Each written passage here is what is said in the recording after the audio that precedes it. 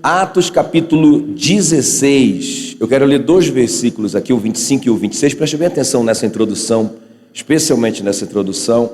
Atos 16, 25 e 26, fala assim: por volta da meia-noite, Paulo e Silas oravam e cantavam louvores a Deus, e os demais companheiros de prisão escutavam. De repente, sobreveio tamanho terremoto que sacudiu os alicerces da prisão. Abriram-se todas as portas e soltaram-se as cadeias de todos. Eu vou ler mais uma vez para você prestar bem atenção nessa leitura. Por volta da meia-noite, Paulo e Silas oravam e cantavam louvores a Deus, e os demais companheiros de prisão escutavam. De repente, sobreveio tamanho terremoto que sacudiu os alicerces da prisão. Abriram-se todas as portas e soltaram-se as cadeias de todos. Curva a sua cabeça, quero orar por você. Espírito Santo querido, obrigado. Nós estamos diante da tua poderosa palavra. Obrigado por essa liberdade que nós temos de cultuar o teu nome no nosso país. Oh Deus, tenha misericórdia, Senhor, da nossa nação. A tua palavra diz que é para nós levantarmos as mãos e orarmos pelas autoridades do nosso povo, para que nós tenhamos vida mansa e tranquila. E nós oramos, Senhor, pelos nossos governantes, pelo nosso presidente, pelo nosso Supremo Tribunal Federal, pelo nosso Congresso. Ó Deus, dê sabedoria para esses homens. Senhor, te revela para eles, ó Deus. Em nome de Jesus, tenha misericórdia do Brasil. E nós clamamos, Senhor, nessa noite, derrama sobre nós o espírito de sabedoria e revelação. Senão nós vamos aqui só ouvir palavras humanas que não mudam a vida de ninguém. Mas, Senhor, nós pedimos que o Senhor ministre essa palavra no nosso coração, que o Senhor nos desafie. Como igreja nos levantamos nessa noite contra toda a distração de Satanás, contra todo o espírito de engano. Ó Deus, e nós rendemos realmente a nossa mente, o nosso coração ao Senhor, em nome de Jesus. Amém e amém. Se você querer na sua oração, aplauda bem forte o nome de Jesus.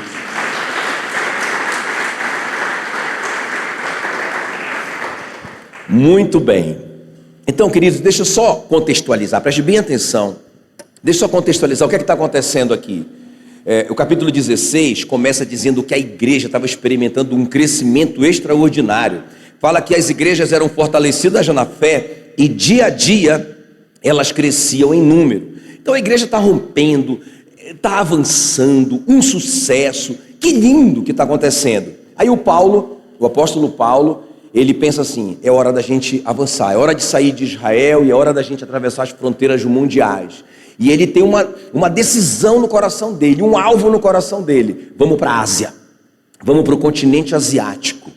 Não é? Então, quando eles realmente resolvem ir para a Ásia, pensa, não tem transporte aéreo, né? Não tem, na verdade as viagens eram meses que demorava, era tudo muito difícil, ele não tem uma igreja bancando ele financeiramente para fazer isso.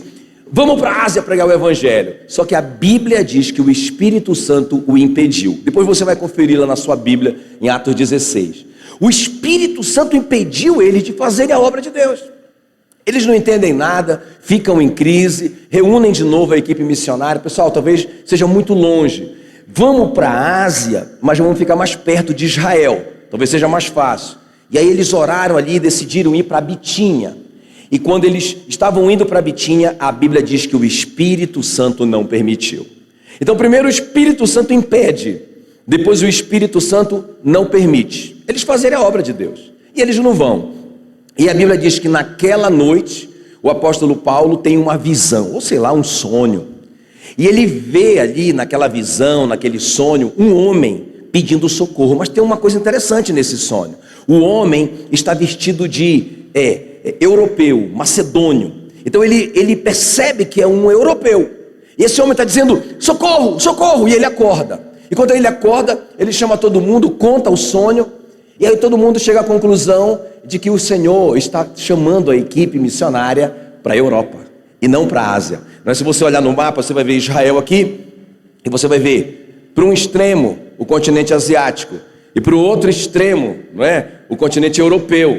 Quer dizer, eles estão querendo ir para cá, e Deus está querendo que eles partam para o outro lado. não é? Isso tem muito a ver com a gente, porque às vezes a gente toma decisões, a gente faz projetos e a gente não entende às vezes por que não dá certo. Pode ser Deus nos impedindo, pode ser Deus nos resistindo. Mas o fato é então que eles obedecem àquela voz do Espírito Santo e eles partem para Macedônia, para a Europa. E eles chegam numa cidade muito importante do Império Romano, chamado Filipos. Uma mega de uma cidade, uma das maiores cidades do mundo antigo. E eles chegam ali naquela cidade, que foi Deus que mandou eles para lá. Irmãos, é incrível, começa tudo a dar certo. Eles estão ali reunindo a equipe num lugar de oração que eles encontraram, estão orando, de repente aparece uma mulher milionária. Oh Deus, que caia sobre nós essa praga, não é? Aí chega lá a irmã rica, a Lídia, muito conhecida, muito influente na cidade, muito granada, não é? E ela não apenas converte ali naquela reunião, como ela diz, eu quero que vocês, toda a equipe, fiquem na minha casa pelo tempo que vocês ficarem aqui em Filipe. Uau! Agora os irmãos estão comendo filé, aleluia! Glória a Deus, está tudo certo. E ela está cuidando deles, eles têm um lugar muito, muito confortável para ficar, e eles continuam ali, naquele lugar de oração. Chega uma menina ali que tem um espírito de adivinhação, ela é escrava de alguns homens maus. O apóstolo Paulo ora sobre ela, e ela é liberta. Coisa mais linda, está tudo dando certo, eles estão no lugar, no centro da vontade de Deus. Quem está comigo aqui? Mas uma coisa acontece aqui, isso não estava no plano do apóstolo Paulo, e às vezes a gente não entende. Irmãos, eles são presos porque eles libertaram aquela menina, que ela dava lucro para os senhores, para os donos dela, e agora ela não consegue mais adivinhar, porque aquele capeta, aquele espírito maligno saiu dela, e os caras fazem um complô e conseguem colocar o Paulo na prisão. Eles levantam acusações falsas, muita mentira, e o Paulo vai preso por um crime que ele não cometeu. Ele e o Silas agora estão presos. Irmãos, e ali, nós acabamos de ler, à meia-noite, eles oravam e cantavam louvores a Deus. Meu Deus, naquela prisão, debaixo de injustiça, presos por um crime que eles não cometeram. E aí acontece um grande terremoto que sacode os alicerces da prisão, abre as celas, quebra as algemas, ninguém sofre nenhum dano, e eles agora estão em liberdade. Então, muito tremendo. Quando eles saem da prisão, eles são honrados, né? Quando eles saíram da prisão, eles foram honrados, porque depois que teve o terremoto e os presos não fugiram, e eles mesmos, o apóstolo Paulo e o Silas não fugiram, todo mundo ficou muito impressionado. Os caras foram lá, honraram a equipe, honraram o Paulo. Meu Deus do céu, a Lídia converteu, a jovem foi liberta, o carcereiro converteu com toda a sua família, a igreja de Filipenses nasceu, tudo deu certo, glória a Deus. Mas irmãos, eu quero conversar com vocês hoje sobre essa atitude do apóstolo Paulo, não é? Então o nosso tema hoje, o poder transformador da atitude de louvor. Porque veja bem, foi aquela atitude de louvar a Deus naquela situação complicada, difícil, que atraiu aquele terremoto. Tem alguém aqui me entendendo? Sabe, nós precisamos desse terremoto de Deus. O terremoto de Deus não faz mal para a gente, só faz mal para a algema. Só quebrou a algema, não quebra a gente. Só quebrou a cela, não quebra a gente. Às vezes a gente não entende porque a gente está passando por essas coisas. Mas irmãos, quando a gente tem a atitude certa, a gente atrai o terremoto de Deus. Quem está me entendendo aqui? Então é sobre isso que eu quero conversar com você, sobre esse poder transformador da atitude de louvor. O que é isso? Como que a gente faz isso na prática? Como que a gente pode atrair esse terremoto de Deus sobre a nossa vida? Nem vou perguntar aqui, de repente você está passando por uma situação assim. Não é? Eu tinha uma palavra de Deus para estar aqui, mas parece que está dando tudo errado. Estou preso, estou injustiçado, sofrendo esses açoites terríveis, não é, do inimigo. Puxa vida, eu estou fazendo tudo certo. O Paulo estava pregando o evangelho, fazendo a obra de Deus, libertando os cativos. Por que ele está passando por toda essa situação? Mas a atitude dele e a nossa atitude vai atrair o terremoto de Deus. Quem está me entendendo? Amém, queridos? Então vamos ver comigo, vocês estão prontos? Posso avançar? Então, vamos ver comigo, como que é então? Quando que a gente louva a Deus numa situação assim, difícil, né? E isso atrai esse poder transformador dessa atitude de louvor. Deixa eu falar uma coisa importante antes de falar dos pontos. Porque quando fala assim, que eles louvaram, eu não estou falando só de música. Não estou falando só de cantar na hora da tribulação. Eu estou falando de uma atitude, né? Uma atitude de louvor. Isso é maior ainda do que só cantar. O apóstolo Paulo fala sobre nós oferecermos a Deus sempre. Quando? Sempre sacrifício de louvor. E aí ele fala assim, que é fruto de lábios que confessam o seu nome. Então, atitude de louvor não é necessariamente louvor. O louvor pode estar envolvido, mas é uma atitude do coração. Eu não vou reclamar, eu vou louvar o meu Deus, apesar de eu não estar entendendo nada. Quem está me entendendo? Então vamos ver assim na prática agora, quando que a gente faz isso? Quando que a gente faz isso? Então, em primeiro lugar, quando nós louvamos apesar das circunstâncias. Você pode gritar isso aí bem forte para guardar?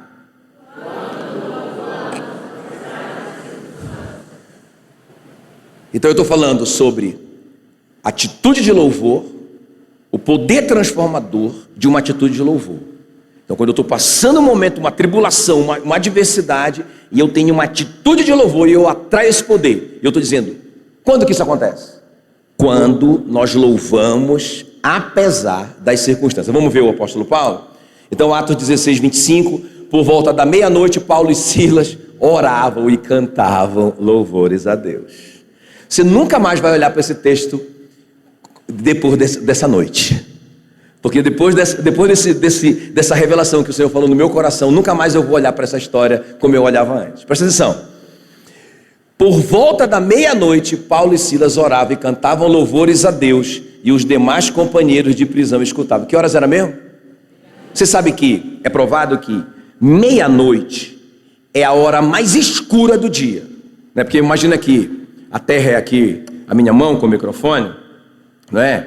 E meia-noite, o sol, a terra está com relação ao sol aqui, ó, o sol estaria aqui e a terra estaria aqui, não é? Então não tem nenhuma claridade aqui em cima da terra. Então é a hora mais escura da noite.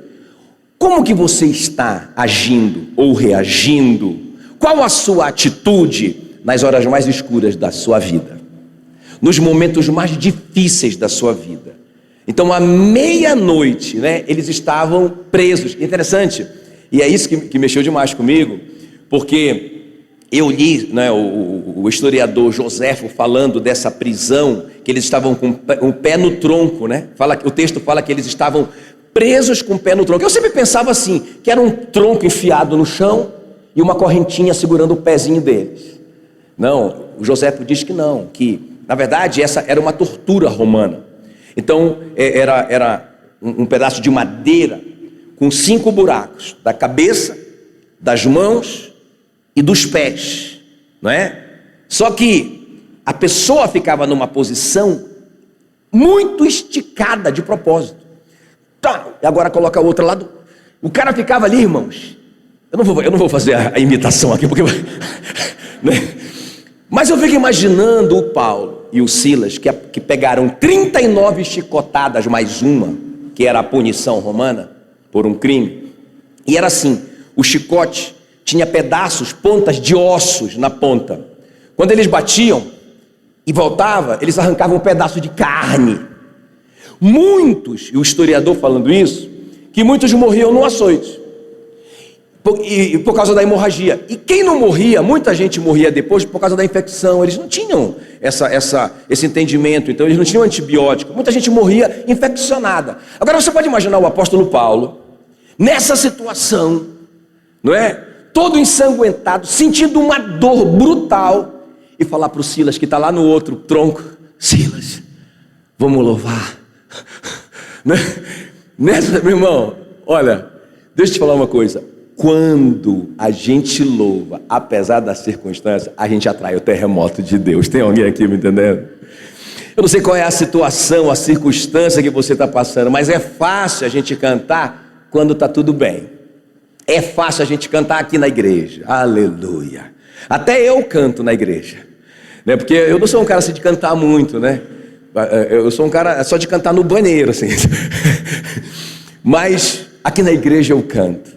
Mas irmãos, Deus nos convoca para cantar na prisão à meia-noite. E quando eu falo cantar, eu estou falando de uma atitude de louvor. Não importa o que você está passando, qual que é a atitude que Deus espera da gente? Louvor. Amém, queridos? Muito forte isso, né? Então o Paulo, ele estava preso, mas ele cantava. Nós estamos no conforto, irmãos, confortáveis. Como é que a gente está reagindo? A gente está louvando o Senhor. O Paulo estava ferido, brutalmente ferido. Nós estamos saudáveis. Como que nós estamos fazendo? O Paulo estava sendo injustiçado. Às vezes nós estamos sendo honrados e não estamos louvando o Senhor. Eu quero que vocês prestem atenção numa coisa. Lá em 1 Coríntios 10, fala de 4 pecados que o povo de Israel cometeu para não entrar na terra prometida. Ele faz uma relação lá. Por exemplo, ele diz prostituição. Ele fala idolatria. Ele fala tentaram ao Senhor. Mas ele fala uma coisa interessante. Ou seja, e esse pecado está no nível de prostituição e idolatria. Quer ver? Lá em 1 Coríntios 10, 10, quero que vocês me acompanhem. Ele diz, não murmureis. É um dos pecados. Qual é o pecado? Murmuração, que é o contrário de louvor. Não murmureis como alguns deles murmurarem, foram destruídos pelo exterminador. Quero que vocês prestem atenção.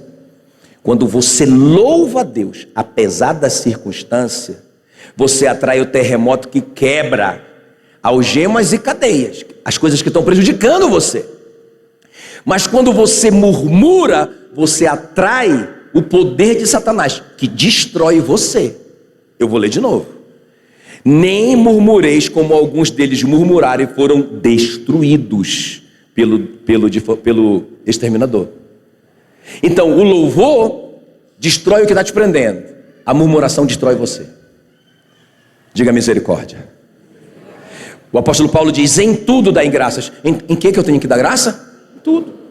Tudo, irmão, não estou entendendo nada. Mas isso está construindo a rampa para o palácio. Amém? Eu não vou reclamar, eu vou confiar no meu Deus. Ele sabe que se Deus mandou o Paulo ir para a Europa, ele tinha que pensar, ele me mandou aqui, eu estou no lugar dele, eu estou obedecendo a voz dele, vai dar certo. Não estou entendendo essa prisão, não estou entendendo esses açoites, não estou entendendo essa injustiça, mas eu sei em quem tenho crido. Amém, queridos? Muito forte isso. Amém? Muito bom. Então, o poder transformador da atitude de louvor atrai o terremoto de Deus. Agora, o que é essa atitude de louvor? Me fala aí a primeira coisa. Quando eu louvo apesar da circunstância, não por causa da circunstância, não porque está tudo certo, não porque a conta está boa, não porque, não, é apesar de eu estar preso, apesar de eu ter sido açoitado, apesar de eu ter sido injustiçado, eu vou louvar, porque eu quero atrair esse terremoto de Deus. Aleluia, aleluia, né? Ai, irmão, Deus falou tanto no meu coração.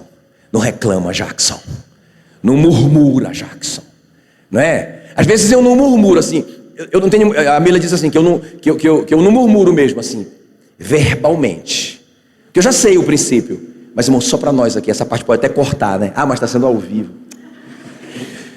Mas eu sei que dentro de mim, às vezes tem uma murmuração silenciosa, uma vontade de dar um chute, sabe? Mas eu sei que é só eu. Orem por mim, irmãos, orem por mim, orem por esse miserável pecador. Mas quando eu li isso aqui, Deus me fez esse desafio: louve, apesar do que você está passando, apesar de você não estar entendendo, louve. Quem está me entendendo? Amém? Tá bom, segundo lugar, vamos avançar. Segundo lugar, eu quero isso, pastor. Eu quero esse poder transformador da atitude de louvor. Beleza, já entendi que eu tenho que louvar então, a despeito das circunstâncias. Agora a segunda coisa, grita aí comigo: quando transformamos sofrimento em oportunidade. Irmão, deixa eu te falar uma coisa. Cada adversidade traz juntamente consigo uma oportunidade. Anota aí essa frase. Acabei de criar essa frase. Bora repetir essa frase? Cada adversidade traz junto consigo uma oportunidade. Uau! O que significa isso? Por isso que o apóstolo Paulo diz, né? Tenho por motivo de alegria o passar por muitas provações. Aleluia! Sabendo que a provação produz em mim perseverança. A perseverança, experiência. A experiência, esperança. Aleluia! Tá bom? Vamos lá. Diga aí, quando transformamos sofrimento em oportunidade. Então olha o que diz aí Atos 16, 25. Porque eu quero concentrar nessa última parte do versículo. Por volta da meia-noite, Paulo e Silas oravam e cantavam louvores a Deus. E olha só. E os demais companheiros de prisão escutavam. O apóstolo Paulo percebeu uma oportunidade. O cara no tronco, todo esticado, todo ensanguentado, muita dor, infeccionado a essas alturas, meia-noite. Eles foram açoitados pela manhã. A coisa já está ardendo. Silas, vamos cantar, vamos louvar o Senhor. Daqui a pouco nós vamos estar com Ele mesmo. Vamos entrar cantando. Mas irmãos, eles percebem uma oportunidade, porque eles têm um monte de gente ali, um monte de preso ali que está ouvindo. Agora preste bem atenção que eu quero te falar. Quando eu estava lendo isso, eu pensei uma coisa assim. Talvez, mesmo que eu tente ilustrar, vocês nunca vão entender. Nem eu mesmo consigo entender. Isso não é nossa cultura. Agora, os presos entendiam. Porque quando cada preso que estava ali já tinha passado por esse tronco, já tinha passado por esse açoite. Cada preso que estava ali sabia a dor que o apóstolo Paulo e o Silas estavam sentindo. Como que esses caras conseguem cantar? Como que pode sair vida de dentro deles? Que isso? E quando fala que eles escutavam, a palavra no grego epakroaomai. Repete aí. Essa palavra no grego significa ouvir atentamente. Não era só que eles estavam cantando lá e eles, claro, estão perto, estão ouvindo. Não, é assim, ó, cara, que isso? O que esses caras estão cantando? Rapaz, o que está acontecendo com esses caras? Os caras estão malucos.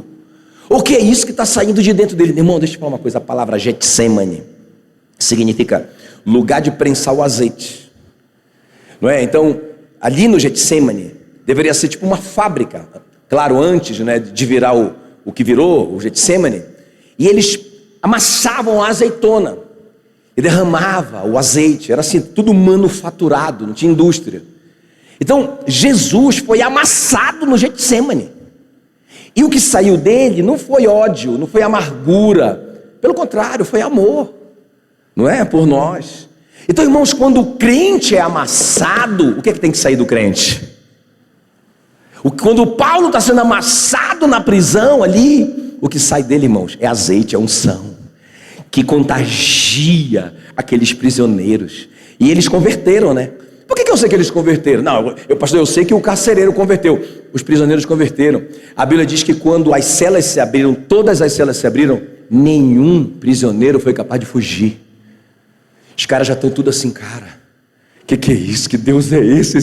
Esses caras têm muita unção. Vamos ficar perto dele, né? Pastor Paulo, o que é que a gente faz? O Paulão, pode ficar todo mundo quieto aí, gente. Não foge ninguém, não. Pode ficar aí, os caras já obedeceram, aleluia. Quem está me entendendo? Sabe, cada adversidade traz junto consigo uma oportunidade, irmãos. O apóstolo Paulo viu uma oportunidade ali. Olha essa frase do Albert Einstein, que eu achei muito tremenda. A oportunidade é um tesouro escondido na terra da dificuldade. Quem aqui quer uma oportunidade? Onde que ela está? Onde que a sua oportunidade está escondida? Fala para mim. Na terra da dificuldade, na terra da adversidade. Eu quero uma oportunidade. Por que a oportunidade não aparece para mim?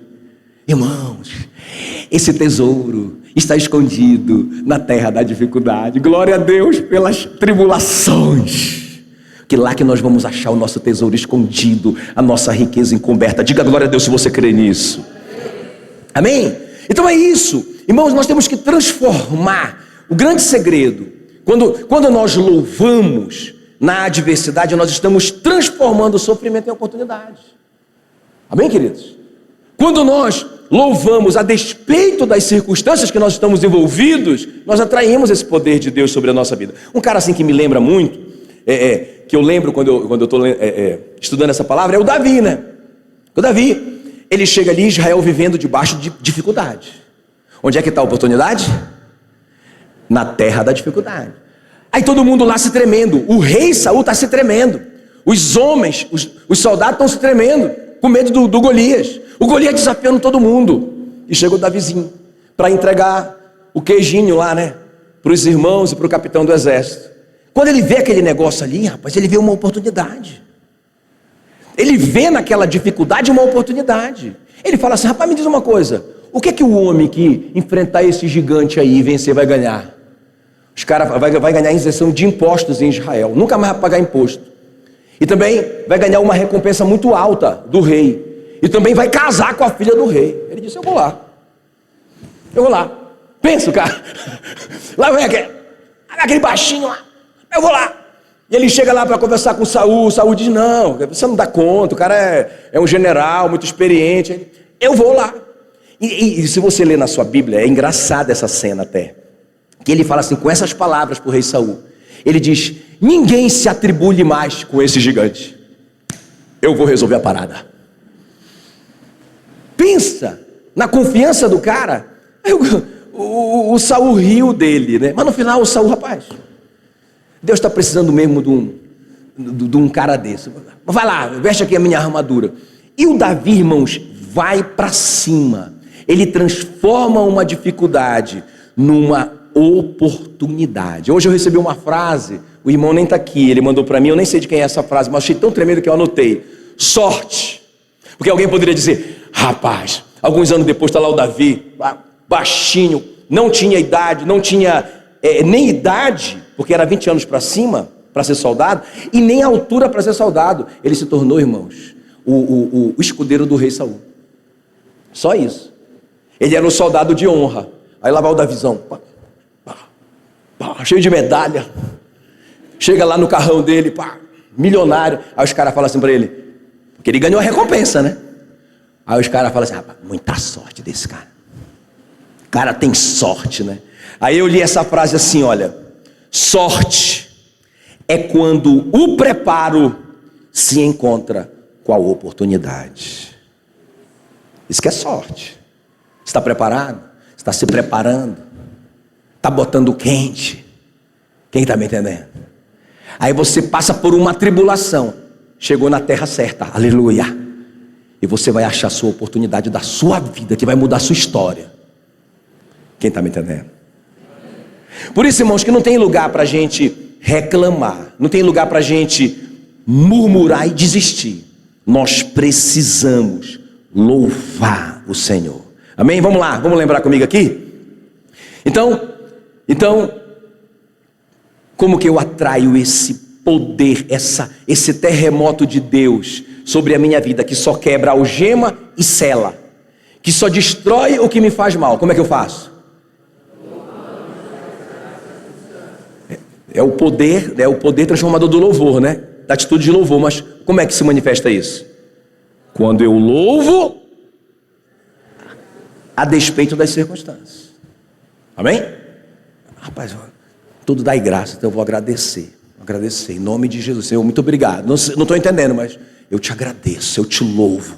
Eu louvo o teu nome. Eu me recuso a murmurar, porque a murmuração atrai destruição sobre a minha vida. Ok? E a segunda coisa?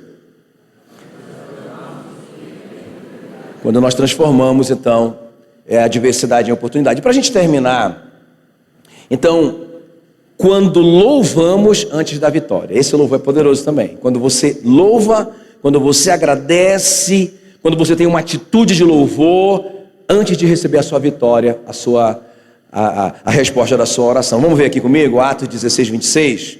De repente, sobreveio tamanho terremoto que sacudiu os alicerces da prisão.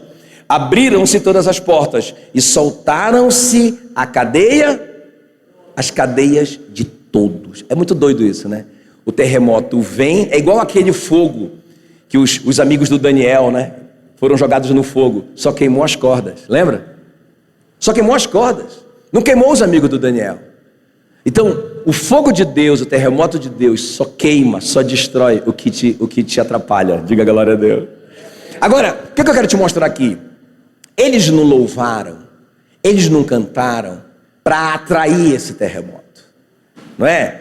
Eles não cantaram, eles não tiveram uma atitude de louvor, depois do terremoto.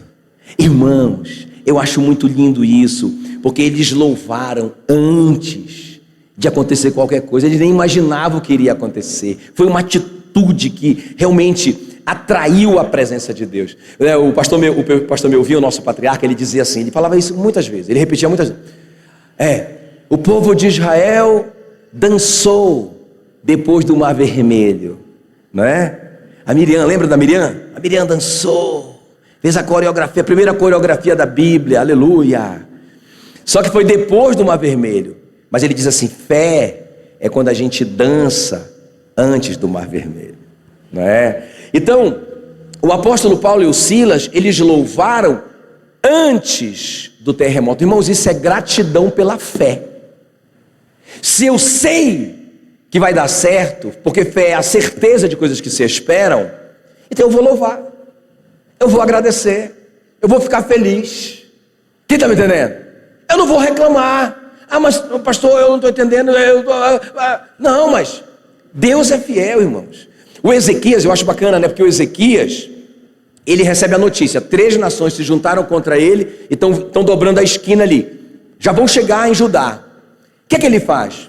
Ele chama, claro, convoca o exército, convoca todo mundo para orar primeiro. Olha só, oração, acho muito lindo isso. Primeira coisa, eles oraram. Aí depois ele convoca o exército. Aí ele convoca os levitas, os músicos, mas ele coloca os músicos na frente do exército. Quem está comigo? Não é? Os caras falam assim, mas Ezequias, você está doido? Está maluco? Como assim? Não, ele fala assim, nós vamos louvar. E ele dá a letra da música, não é? Nós vamos louvar assim, rendei graças ao Senhor, porque a sua misericórdia dura para sempre. Que música doida é essa? Nós estamos diante de uma guerra, 3 nações estão vindo contra nós, tá ligado? Ezequiel? Que música maluca é essa de agradecer? Irmãos, isso atrai o terremoto de Deus. Gratidão atrai o terremoto de Deus. E eu estou falando de uma gratidão especial, porque eu digo assim, que a Miriam foi muito grata, e ela dançou, se alegrou, e está tudo certo, é isso mesmo, a gente tem que celebrar mesmo as vitórias. Quem está comigo?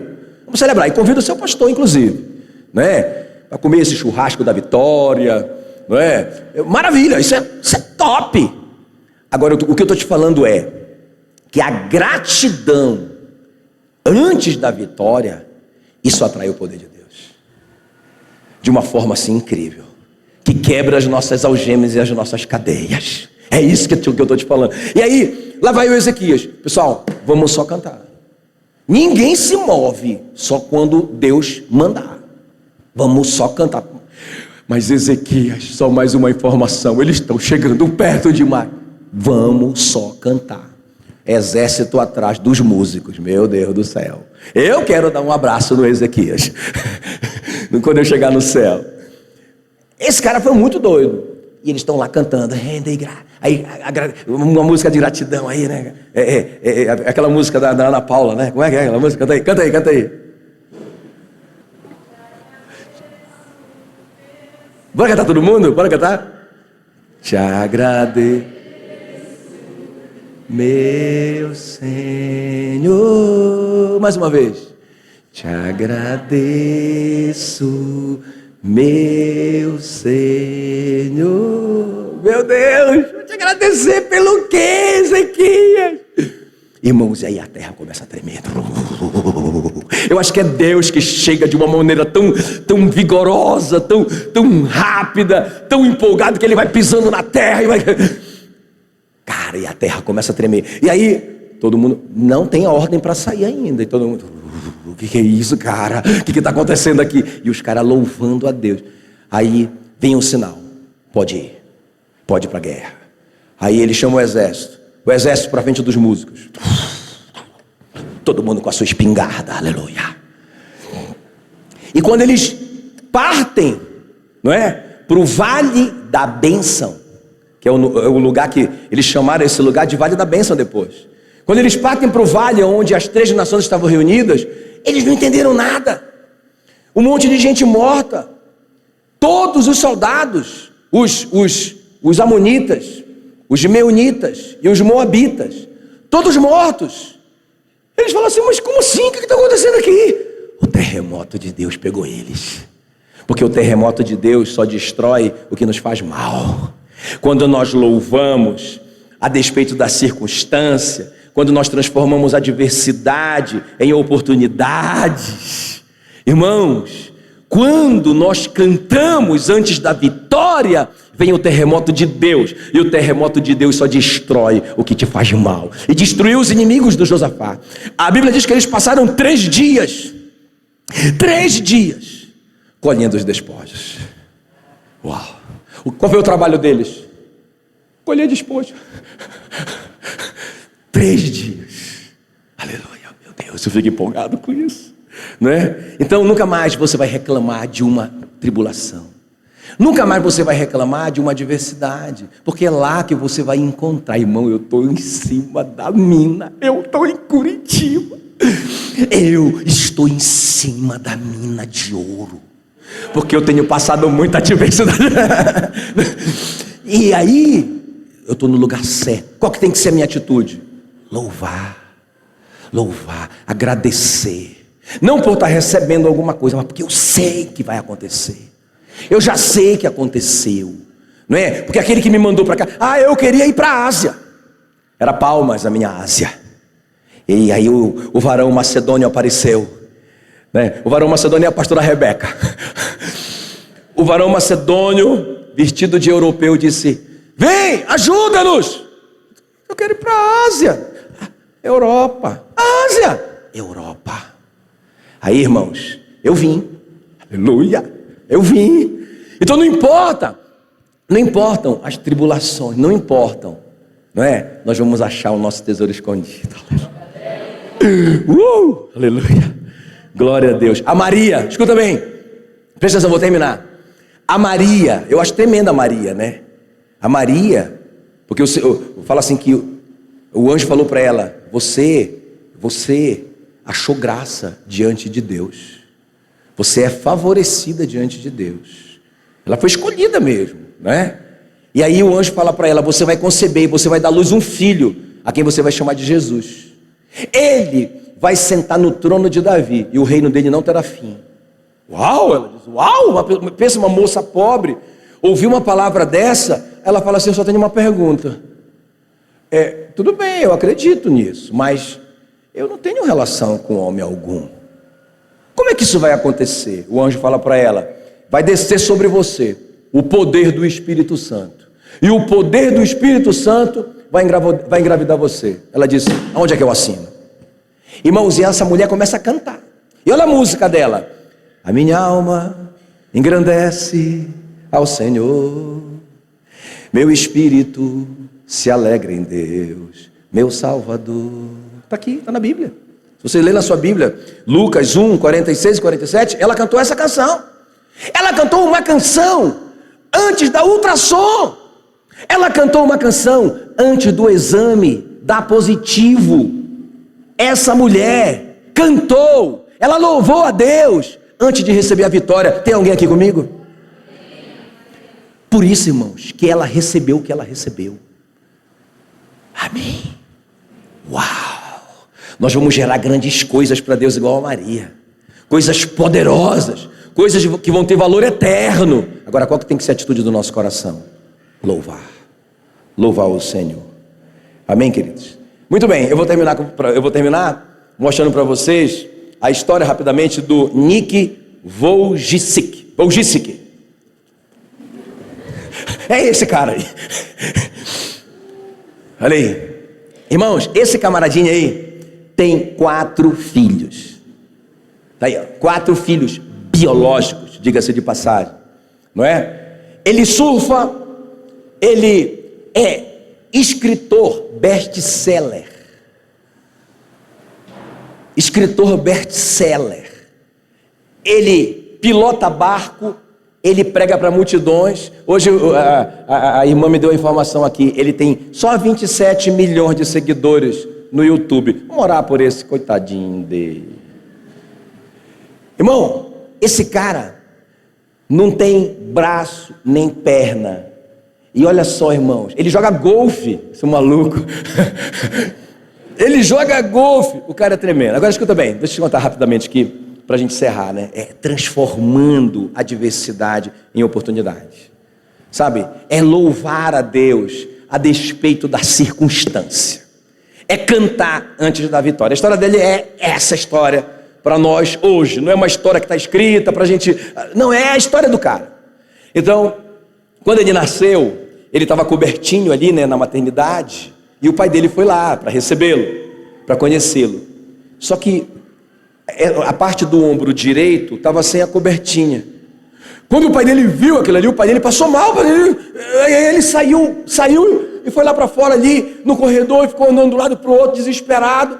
Aí o médico foi lá com ele, aproximou dele: tá tudo bem com o senhor? Ele falou: rapaz, o meu filho não tem o braço direito. Aí o médico disse: não, você está enganado, você não viu direito. Aí ele: ai, graças a Deus, né? O médico disse: ele não tem nenhum braço e não tem nenhuma perna. Diz que o pai dele sentou no chão assim. Ele nasceu assim. Irmãos, e desde criança, tudo que ele faz, ele é levado por alguém. Ele é levado para a mesa, ele é levado para o banho. Eu imagino ele namorando, né? A esposa dele levando ele. É a coisa mais linda do mundo. Mas quando ele tinha 8 anos, ele já percebeu a diferença dos amigos dele que corriam, que brincavam, que abraçavam. E ele começou, cara, por que eu? Ele começou a entender, né? Por que eu? Por que Deus? A pergunta que ele fazia sempre para Deus, quando eles são crentes, muito crentes, a família. E ele orava e dizia assim: Senhor, por que o Senhor me tirou algo que o Senhor deu para todo mundo? Todo mundo tem o que eu não tenho. Por que o Senhor me tirou isso? Ele não conseguia entender. Aí um dia ele decidiu: eu vou acabar com esse sofrimento. Porque claro, as crianças não entendem, as crianças, né, não tem sentido, né, a criança não tem juízo e brinca, machuca. E aí ele falou assim: eu vou acabar com esse sofrimento. A mãe dele costumava deixar ele na banheira, mas claro, com uma quantidade de água segura para ele, porque na época ele não sabia virar. Se ele caísse de frente, ele morreria. Então naquele dia ele decidiu: eu vou me afogar. E quando ele estava ali para se afogar, diz que ele fala que ele se viu no funeral dele. A mãe dele arrasada, a mãe dele se culpando, o pai chorando, todo mundo sofrendo. E ele resolveu que ele não ia se matar. Mas aí, logo depois, ele encontrou esse versículo em João 9:3, quando Jesus encontra aquele cego de nascença, e os discípulos perguntam para Jesus: o que é que ele fez para ele nascer assim? Ele pecou ou foram seus pais que pecaram para que ele nascesse assim? E aí Jesus respondeu: nem ele pecou, nem os seus pais, mas o que aconteceu com ele foi para que se manifeste nele as obras de Deus. E ele disse: eu vou pregar o evangelho. A minha história, a minha vida vai atrair milhares de pessoas para ouvirem a pregação do evangelho. Ele transformou uma adversidade numa oportunidade. Um dia eu estava assistindo ele falando, ele dando uma reportagem, ele falou assim: se eu tivesse os 2 braços e as 2 pernas, eu seria uma pessoa comum. Ninguém ia prestar atenção na minha história. Então, o que Deus me tirou, Ele me tirou para a glória dele.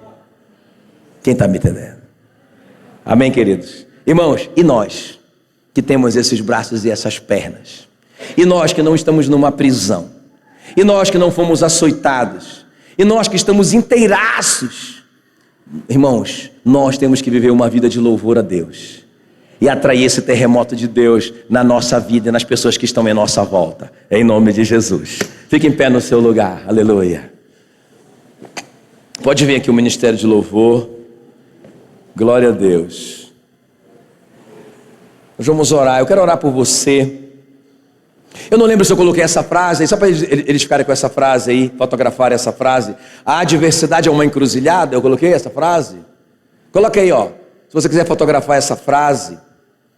A adversidade é uma encruzilhada, na qual uns colocam um pé na estrada do fracasso e outros avançam pelo caminho da vitória. Quem está comigo aqui?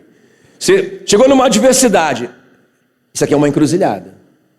Ou você avança para a vitória, ou você mergulha no fracasso. Depois, fica como dever de casa, o testemunho da Joyce Meyer.